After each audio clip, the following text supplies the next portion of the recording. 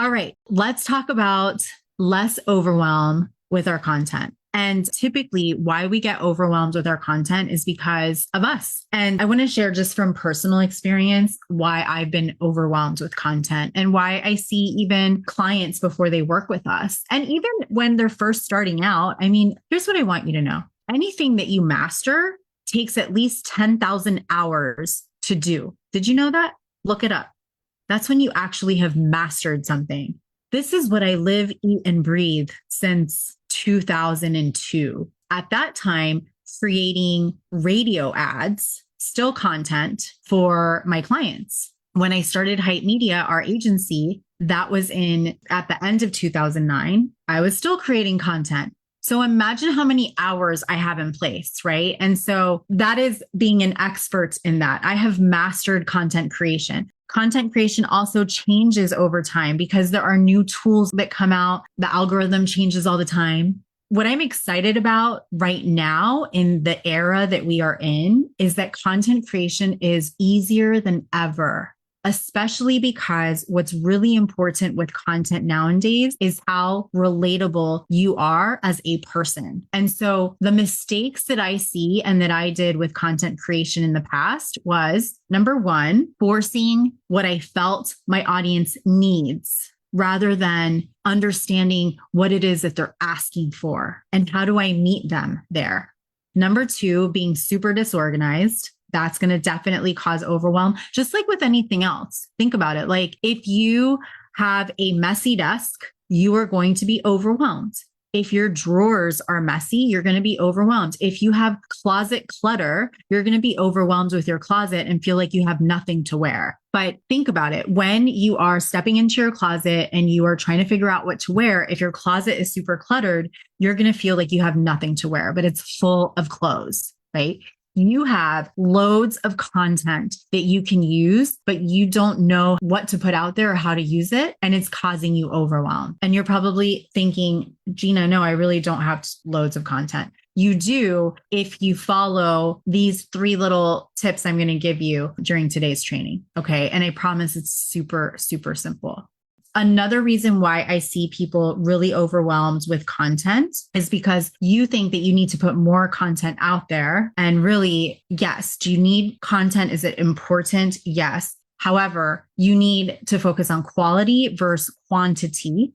Another reason why people are overwhelmed is because you're focused on trends. Like what's the trendy audio that's going to get me a viral video? Or, how many clicks and how many likes am I going to get on this? You're focusing on the wrong things. And then the last thing I was going to say, why you may be overwhelmed with content is because you're focused too much on how much money you can make. Because the thing to know is that content is not what makes you money.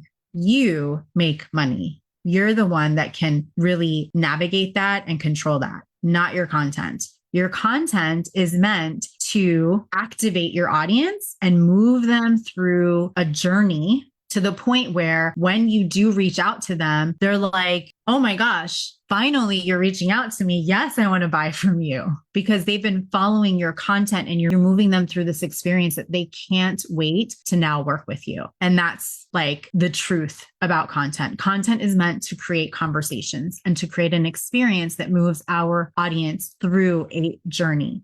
I want you to think of content like this. This is something that I've been so passionate about because it's so true. And this is you becoming an intentional, conscious marketer that's ethical and that is humanized, not a robot, not a copycat. You're just being you. So I want you to think about marketing in general, just like dating. And here's why. 20 something years ago, I came into contact at a bar in college with who's now my husband. Now, when I saw him from far away, I had just become aware of this gorgeous, amazing man. That's the awareness stage. We go through stages as human beings with everything that we do. The first one is the awareness stage. That amazing man, I had no clue who he was, what his name was, if he was a jerk or not a jerk or anything about him. I just saw him. I was aware of who he was. The same thing happens when somebody finds you on social media and looks at your personal profile or looks at your image, your cover image. They're just aware of who you are. within those first few seconds, they're going to determine, okay, do they really have a business? Are they who they say that they are that I met at this networking event or not? Because I can't even tell if they have a business. Or, okay, they're legit. I can tell that they have a business, right? They're now aware of you. My friend introduced me to him and we just started chatting. And now we're in the consideration stage. I'm considering, is this somebody that I want to say yes to going out on a date with based on our conversation? Okay. The same thing in marketing. When people are in the consideration stage, this is where you are putting content out there that maybe is delivering more value, like this training that I'm doing right now. Maybe it's something that you're offering, like a downloadable ebook, a checklist. Now they're in your email list. Your email list is the date. Okay. Now they're dating you or you're dating them. Is this making sense? I said yes to that date. Then we went out on multiple dates. Then we stayed together for a couple of years. Then we moved in together. But prior to moving in together, he proposed and I said yes. That sounds weird to say that that's the purchasing stage because he definitely didn't buy me, but I think you get the drift. I think you get what I mean, right? That is the purchasing stage. I said yes. We built trust together. He proposed to me. He now trusted me. I said yes to his proposal. I trust him. We built this relationship and trust over time. We got to know each other. We got to like each other. And now we got to trust each other. All part of those stages. Then there is the retention stage. We got married. Now it's almost 22 years later. We have 2 kids. We have had life's ups and downs, just like your clients. You have ups and downs with clients, right? Clients come and go, although we stayed, but we've retained each other. We've worked on it. Same thing happens with clients. Same thing happens with your content that you put out there. Your clients are still watching you. You want to keep them inspired. You want to keep them seeing you as an expert, as a thought leader. And that's the kind of content that you put out there for that. So we go through these stages in our regular life. There is no reason why your marketing should not be the same. And that is how you build a long lasting, effective marketing strategy and marketing plan that builds a legacy of a business. Not this like short term, I'm just here to get like my 15 minutes of fame and hopefully my reel goes viral. None of that really matters in the end.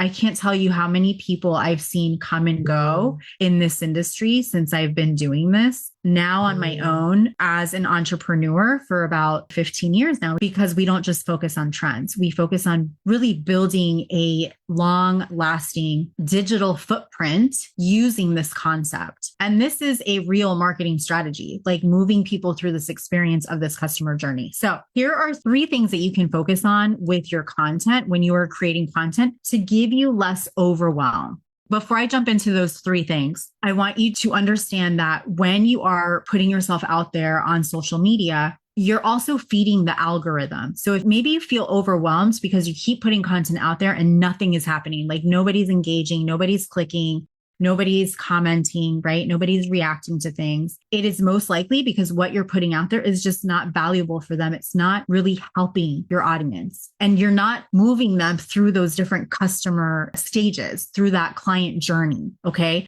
So I want you to know that when you're putting your content out there, when you're creating content, you are really creating relationships and building interest. And so think about what you're putting out there. If it's not creating a relationship with someone, if it's not like connecting with them, and think about yourself. Like if you saw this piece of content or if you read it, would it actually do something for you? Would it make your life better? Would you want to come back to know more? And if the answer is like, no, not really, then it's not a good piece of content. So you want to build relationship and interest. And if you can influence both of these drivers through your content strategy, more of the right people are going to see your content and actually take action on it.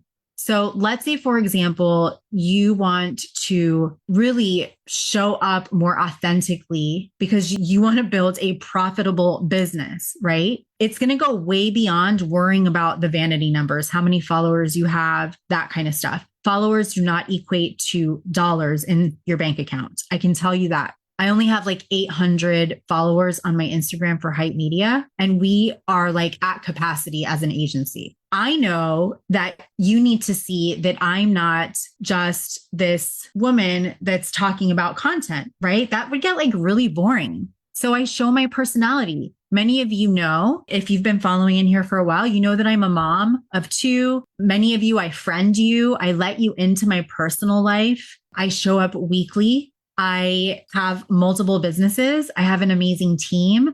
I love to go to the beach because I show that in my content sometimes. You know that I can teach and share and guide you, and that the kind of work that I do, because I put that in my content. And that's a powerful belief that I have in myself to show to you. So one of the things that will help you in putting content out there that will actually land on the right people is you believing in yourself first. And many of you are hiding. You're hiding because you don't have that belief and that confidence. And that's what I help our clients with. Belief in yourself is huge. So here are 3 really simple ways that you can do this while you're working on your belief system and really connecting with yourself on a deeper level in the interim. The first thing is be relatable. Stop trying to be super polished about everything, because that is just not real life.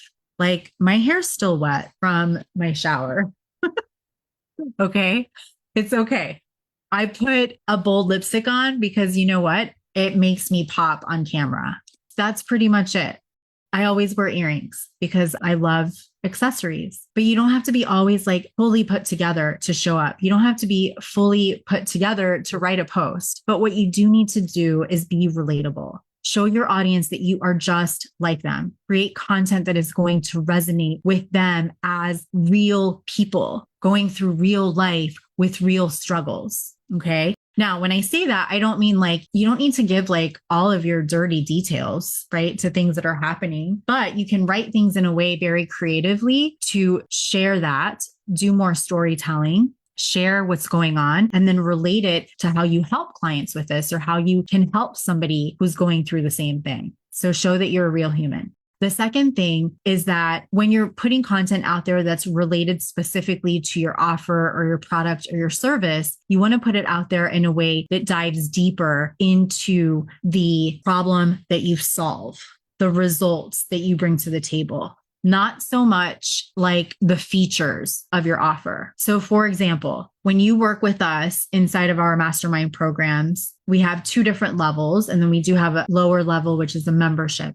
All of those levels, the problem that I solve for you is that I help you to co-create a marketing system that you can put on rinse and repeat, that keeps you consistently showing up, that elevates your visibility, that attracts the right audience, and that brings you leads and sales. Because I know that your problem is that you're not consistent, you're not organized, you're not getting leads, and you're not making sales.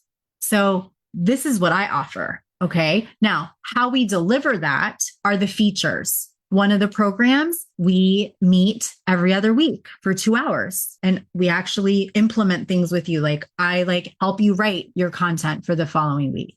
We do videos together, right? Those are features. That's great. That's actually how we get things done, but that's not the end result, right? And so what happens is, for us as entrepreneurs, we're so focused on, what the ingredients are of the product, or how are we delivering this? How many times do we meet? For how long? For how many months? And no one cares. What they care about is, what is the problem that you're going to solve for me? Okay. And you want to put content out there when it's specific to your offer that is showcasing your expertise and is setting you apart from the competition. And the only way to do that is by diving deeper and articulating your message about your offer in a deeper way.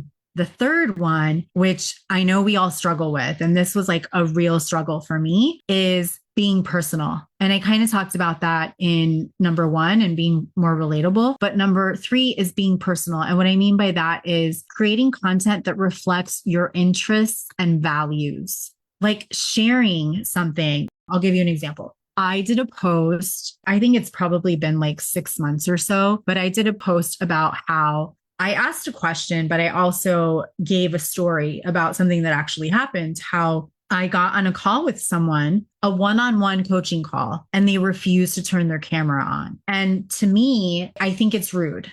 They knew that they needed to turn the camera on and they refused. The reason why I think it's rude is because if I were to go into your office face to face, I wouldn't have my face covered, right? And so I use Zoom as the same way as actually going into an office, especially when it's a one-on-one call. I'm trying to build a deeper relationship, and it's hard to do that without the camera on. It's not like they gave a reason. So, if they would have said, "Oh, I'm so sorry. It's just like I didn't want to cancel and I'm in bed, not feeling well." It was just like 100%, I'm not turning the camera on. So I was like, well, then we need to reschedule. Like, that's it, and they didn't reschedule, and I'm fine with that. So I put this out there on social media, and it caused such a huge stir. There were both sides. Like, people were like way taking this out of context. Some people definitely understood what I was talking about. And the people that understood what I was talking about were more like my people that get it, that, really are business people and they take business seriously. But I put it out there. It's part of that is something that I believe in. It's a value. It's being transparent. And so focusing on content that actually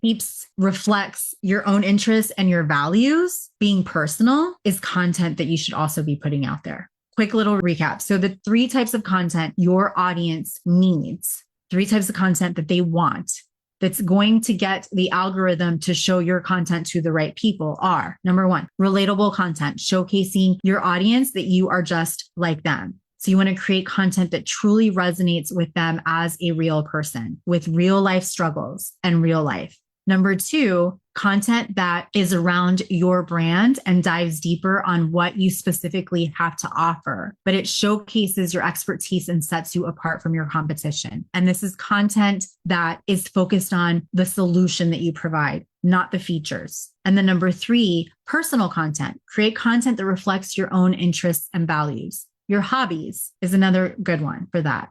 All right, guys, have a beautiful rest of your week. I'll see you guys later.